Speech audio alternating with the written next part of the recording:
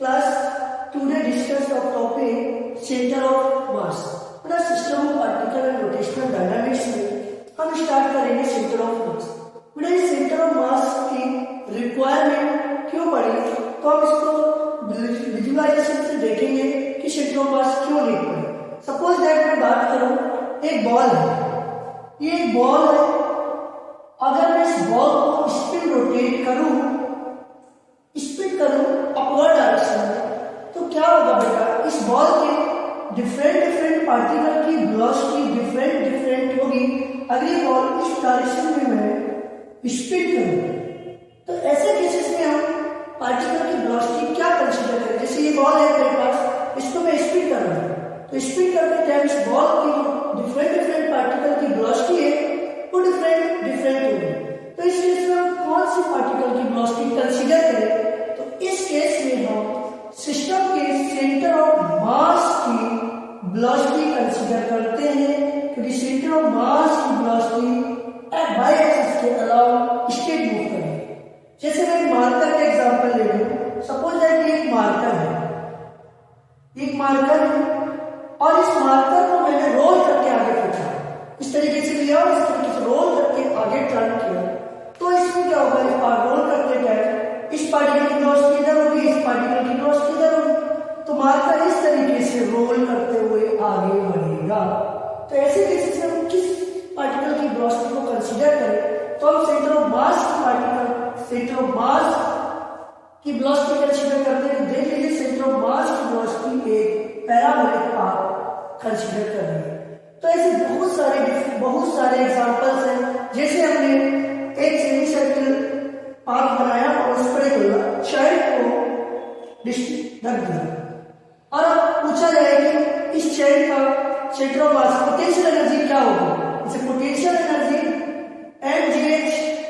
अब ऐसे केसेस में इस चाइल्ड की हम हाइट क्या कंसीडर करें, कि इस पार्टिकल की हाइट है, इस पार्टिकल की ज्यादा, इस पार्टिकल की ज्यादा, तो डिफरेंट पार्टिकल की जो हाइट है वो डिफरेंट होगी।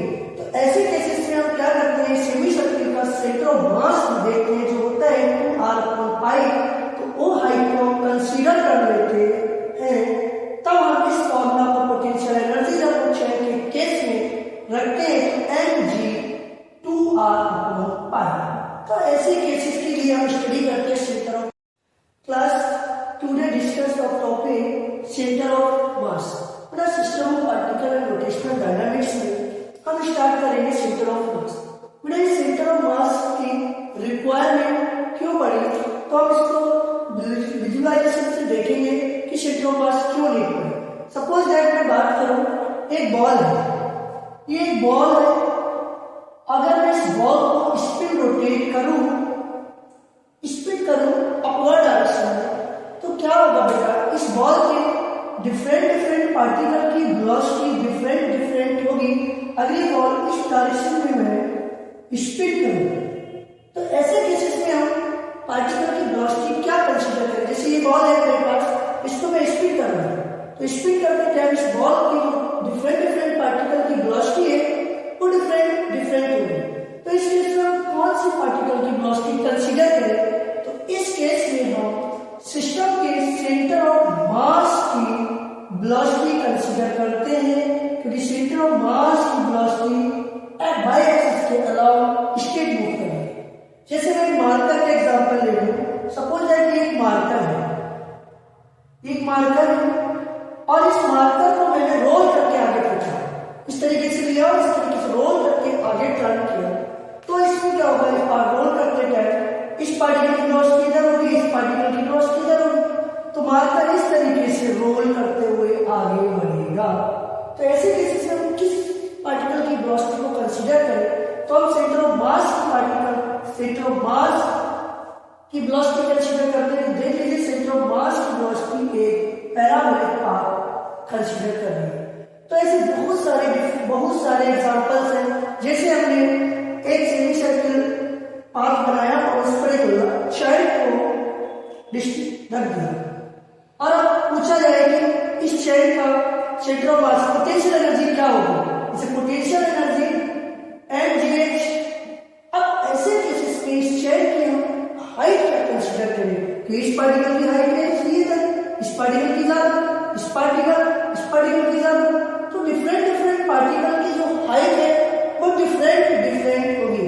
तो ऐसे केसेस में हम क्या करते हैं, सेमी सर्किल का सेंटर ऑफ मास देखते हैं जो होता है 2r/π, तो वो हाइट को हम कंसीडर कर लेते हैं। तब हम इस फॉर्मूला को पोटेंशियल एनर्जी जब पूछे के केस में रखते हैं तो mg 2r/π। तो ऐसे केसेस के लिए हम स्टडी करते हैं centre of class. Today discuss the topic centre of mass. अपना system of particle and rotational dynamics में हम स्टार्ट करेंगे सेंटर ऑफ मास। बेटा सेंटर ऑफ मास की रिक्वायरमेंट क्यों पड़ी, तो हम इसको विजुअलाइजेशन से देखेंगे कि सेंटर ऑफ मास क्यों नीड पड़ी।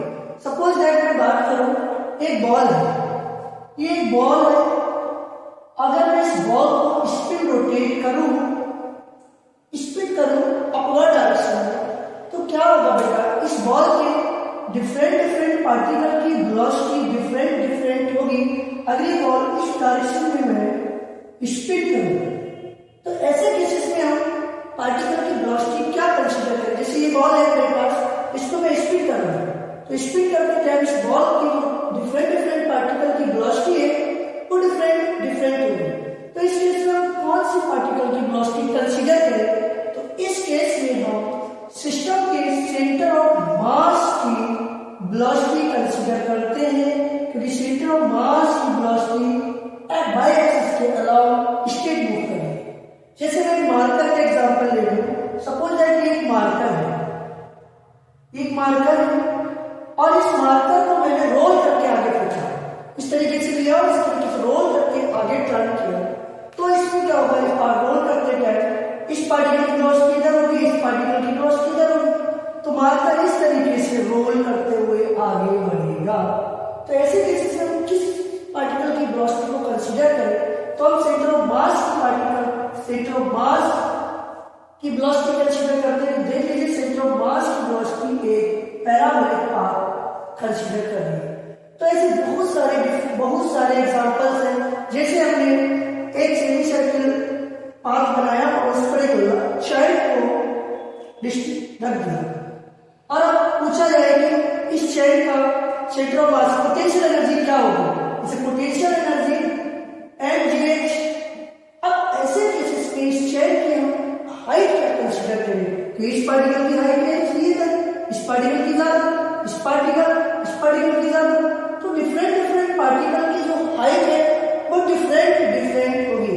तो ऐसे केसेस में हम क्या करते हैं, सेमी सर्किल का सेंटर ऑफ मास देखते हैं जो होता है 2r/π, तो वो हाइट को हम कंसीडर कर लेते हैं।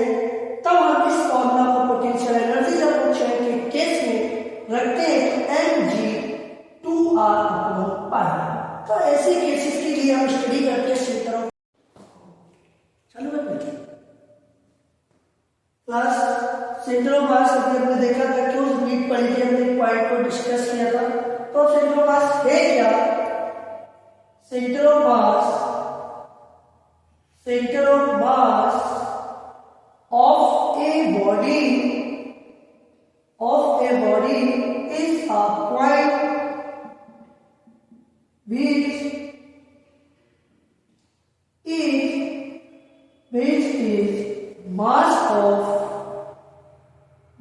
of a body is a point which is mass of body is supposed to be concentrated at a point। किसी बॉडी का मास अगर हम एक पॉइंट पे कंसंट्रेटेड करते हैं तो उस बॉडी का आपको सेंटर ऑफ मास कंसीडर कर लेते हैं। जैसे सपोज दैट मैं अगर बात करूं, एक डस्टर है, उस डस्टर का मास मैं लाया करता हूं एक पॉइंट पर, मान लो डस्टर का ये बैलेंस पर, तो मैं देख सकता हूं कि डस्टर बैलेंस है, तो बोल सकते हैं कि इस डस्टर का जो सेंटर ऑफ मास है वो लाई कर रहा है इस पॉइंट। जैसे कि सपोज मैं मिड पॉइंट पे यूनिफॉर्म रॉड अगर हमने अभी कंसीडर की थी, जैसे यूनिफॉर्म रॉड थी, उसका सेंटर ऑफ मास कंसीडर करा कर रहा था like mid point centre of मास। अगर मैं बात करूं m1 और एक है मास डी डिस्टेंस है, इन दोनों मासेस की सेम मास, तो इसका सेंटर ऑफ मास कहाँ रहेगा, बीच में, बाय आई मींस क्या बोलेंगे बेटा, डी बाई टू डिस्टेंस पे इसका सेंटर ऑफ मास लाई करेगा। तो अगर बात करें n नंबर ऑफ पार्टिकल्स की, बहुत सारे नंबर ऑफ पार्टिकल्स हैं, तो मैं बोलता हूँ बेटा system of centre of mass, centre of mass, system of n particles. अगर हमारे पास n पार्टिकल्स है तब सेंटर ऑफ मास क्या होगा। जैसे मैं xy प्लेन कंसीडर करता हूं, ये xy प्लेन है, मान लो m1 mass m2 and m3, ये ओरिजिन है, ओरिजिन से हम पोजीशन वेक्टर फाइंड करेंगे r1 r2 r3। तो क्या ये मैं मान लेता हूं बॉडी है, इसके n नंबर ऑफ पार्टिकल्स हैं, तो इस केस में हम सेंटर ऑफ मास कंसीडर करें तो हम क्या करेंगे, सेंटर ऑफ मास का पोजीशन वेक्टर एक्सट्रीम पॉइंट पे कंसीडर करते हैं, जो r, इसका मैं दे देता हूं RCM, सेंटर ऑफ मास का position. Let us consider xy plane n number of particles m1 m2 m3 and position vector r1 r2 r3 and center of mass का position vector RCM। इस case में हम position centre of mass RCM consider करेंगे m1 r1 plus m2 r2 plus m3 r3 upon m1 plus m2 plus m3। Similarly अगर xy plane है तो plane की बात करें बेटा XCM centre of mass x coordinate में, तो m1 x1 plus m2 x2 plus m3 x3 upon m1 plus m2 plus m3। Similarly by coordinate की बात करें बाई CM, तो m1 y1 plus m2 y2 plus m3 y3 plus upon m1 plus m2 plus m3।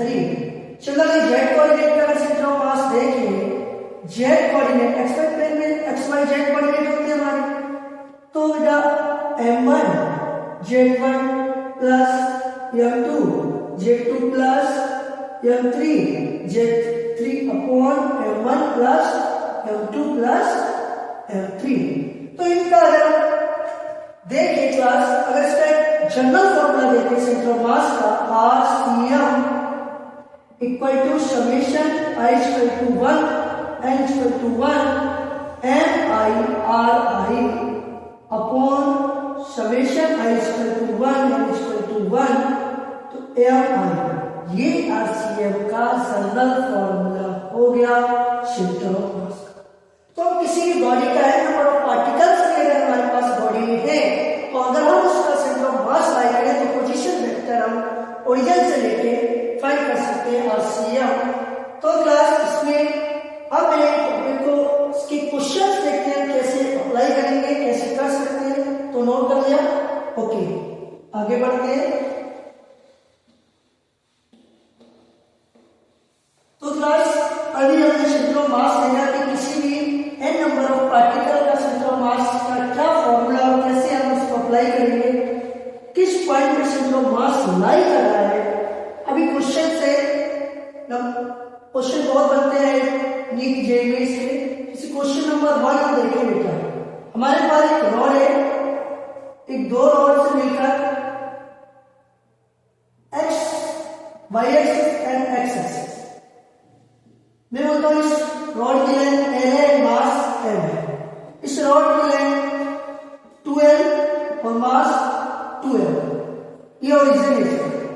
Find the centre of mass, यानी find the position of centre of mass, position of centre of mass, मतलब position of centre of mass क्या होगा। तो इसमें हम अगर question को apply करें तो ये एक्स वाई प्लेन में है, तो ये एक्स कोऑर्डिनेट और वाई कोऑर्डिनेट। तो पहले हमें ओरिजिन है 0,0। तो हम बात करें इसका सेंटर ऑफ मास कहां है, एल की है, तो सिमिलरली कहां करेगा Li2 x coordinate Y coordinate में तो कुछ है नहीं 0। इसका सेंटर ऑफ मास देखिए पीछे लाई करेगा 12 वाई कोऑर्डिनेट एक्स कोऑर्डिनेट में 0 और 12 का हाफ विड्थ है 0, है। एक्स कोऑर्डिनेट में अगर हम देखें HCl सेंटर ऑफ मास कितना आएगा m1 x1 plus m2 x2 upon m1 plus m2। तो सिमिलरली m1 क्या है 0,0 और ये 2,0 0 पूरी टर्म 0 प्लस क्या बचेगा Ly2 और मास कितना है m। ये टर्म का पूरा आपका 0 हो जाएगा plus m into Ly2 upon m plus 2m। तो कितना m Ly2 into 3m Ly6 आ गया। एक्सीएल का जो सेंटर ऑफ मास कितना है बेटा Ly6। सिमिलरली बाइसीएल का देखो तो बाइसीएल में क्या बनेगा m1 y1 plus m2 y2 upon m plus m1 plus m2। तो m1 कितना है m, ये टर्म 0 तो 0, m2 2m और लेंथ l 3m। सॉल्व करेंगे कितना आएगा ये m कट गया 12/3। तो y कोऑर्डिनेट का जो सेंटर ऑफ मास है बेटा 12/3। तो पोजीशन का जो सेंटर ऑफ मास है लाई कहां करेगा बेटा इसका position centre of mass, position of centre of मास कहां लाई करेगा बेटा इसका position of centre of mass Ly6, 2Ly3 coordinate पे इस बॉडी का सेंटर ऑफ मास लाई करेगा। नोट करो जल्दी से बेटा। Okay done. Okay next question. तो अभी सेंटर ऑफ मास के बहुत डिफरेंट क्वेश्चन बनते हैं। अभी हम क्वेश्चन देखेंगे। अच्छा क्वेश्चन है कि बेटा अभी क्वेश्चन है कि अगर मेरे पास एक स्क्वायर है, ये एक स्क्वायर बनाया मैंने, मान लिया इसका 3m mass 4m mass m mass 2m mass, coordinate 0,0 a, 0 a, and 0,a। find the center of mass, find the position of center of mass। इस क्वेश्चन को देखो कितना है, बस इसमें हमें करना क्या होता है कि पहले हमें ओरिजिन सेट करना होता है कि ओरिजिन किसको माने। कोई बोलेगा कि बच्चा बुक में ये आंसर है सर ने वैसा किया, लेकिन हमने इसको ओरिजिन कंसीडर किया है एक्सवाई प्लेन में। ये हमने कंसीडर किया 0,0। कितने मास है यहाँ, मान लिया ये m1 है, ये m2 है, ये m3 है और ये x और y कोऑर्डिनेट में लाई करना है y और x। तो ये कैसे करेंगे x कोऑर्डिनेट xm क्या बनेगा बेटा m1 x1 plus m2 x2 plus m3 x3 plus m4 x4 upon general formula m1 plus m2 plus m3 plus m4। तो कोऑर्डिनेट देखो m1 मास कितना है 3m, x कोऑर्डिनेट 0 तो 0 प्लस m2 कितना है बेटा 4m, x कोऑर्डिनेट इसमें xy xa plus m3 कितना है बेटा m, x कोऑर्डिनेट कितना है a प्लस m4 का कितना है 2m, x कोऑर्डिनेट कितना है 0 अपॉन m1 कितना है बेटा 3m, m2 कितना है बेटा 4m, m3 कितना है बेटा m और m4 कितना है बेटा 2m। सॉल्व करो इसको, ये टर्म 0 हो जाएगी, ये टर्म 0 हो जाएगी, तो बेटा कितना बचेगा 4m a प्लस m